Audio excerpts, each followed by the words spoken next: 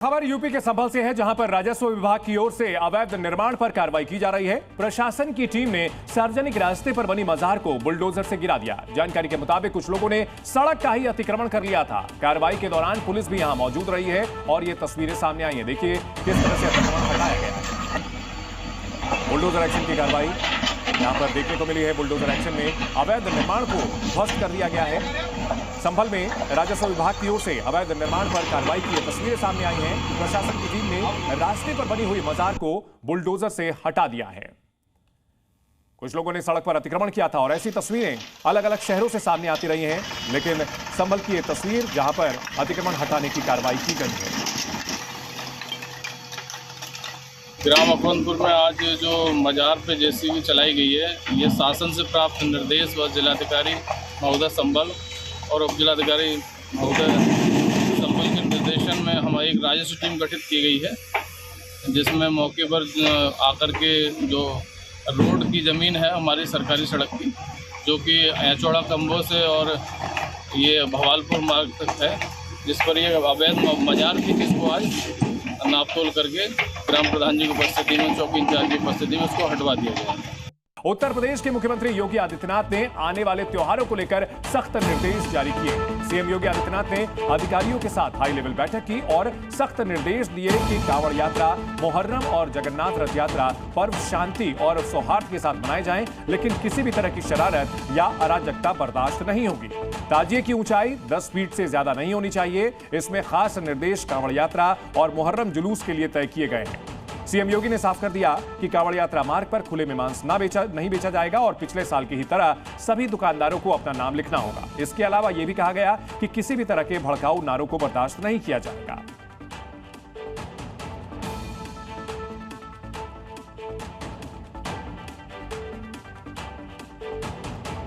तो आने वाले दिनों में त्योहारों को लेकर के निर्देश जारी किए जा चुके हैं और इसमें साफ कहा गया है कि नियमों का पालन करना होगा। ताजिए की ऊंचाई जरूरत से ज्यादा नहीं होनी चाहिए और तय ऊंचाई से ज्यादा के ताजिए नहीं चलेंगे और साथ ही साथ भड़काऊ नारेबाजी स्वीकार नहीं होगी। मुस्लिम समुदाय से ही बात करते हैं।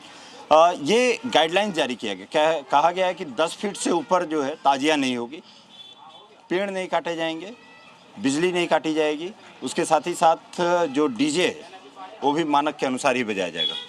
बिस्मिल्लाहिर्रहमानिर्रहीम।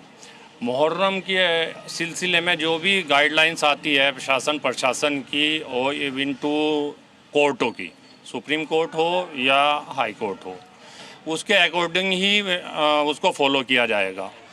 और रही बात ये ताज़िए की, ताज़िया 10 फीट से ऊपर होता भी नहीं। 10 फीट की ताज़िए की ऊंचाई होती है हमारे मुजफ्फरनगर में।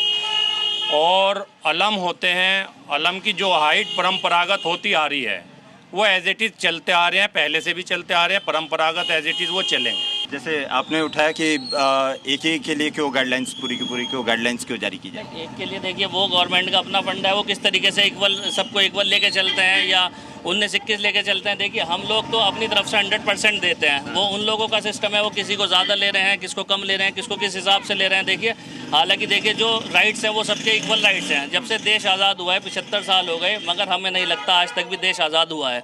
जिस तरीके की ये सारी की सारी सिचुएशन हमारे हिंदुस्तान के अंदर है, मगर हमारा यही कहना है कि हम तो अपनी तरफ से 100% कोऑपरेट करेंगे। देश आज़ाद नहीं हुआ है मतलब? देश आज़ाद देखिए, अब भी हम लोग जिस तरीके से गुलामी की बेड़ी तो पहन रखी है हमने, जिस तरीके की सिचुएशन है आप बताइए, हर चीज़ के अंदर बाउंडेशन कर दी जाती है, हर चीज़ के अंदर रोकथाम लगा दी जाती है। देखिए कोई भी चीज़ है अपनी प्रॉपर तरीके से हम लोगों को नहीं करने दी जाती। हम कोई भी ऐसी गाइडलाइन बर्दाश्त नहीं करेंगे जो हमारे खिलाफ हो।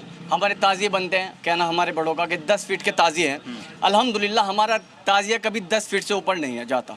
अलम की बात है, अगर हमें लगता है कि तार ज़्यादा ऊंचे हैं तो हम उसको अपने अलम को झुका के निकाल देते हैं। यही हमारा कहना है कि हम तो पीसफुल कम्युनिटी है हमारी, अल्लाह का शुक्र है कभी हमारा कायनात में आप देख लीजिए एक भी आतंकवादी शिया नहीं मिलेगा, अल्हम्दुलिल्लाह। ये इस बात का हमें फ़ख्र है। आप दुनिया की किसी भी, हिंदुस्तान की किसी भी जेल में देखिए, अल्हम्दुलिल्लाह हमारा कोई आतंकवादी नहीं है हमारी कम्युनिटी का।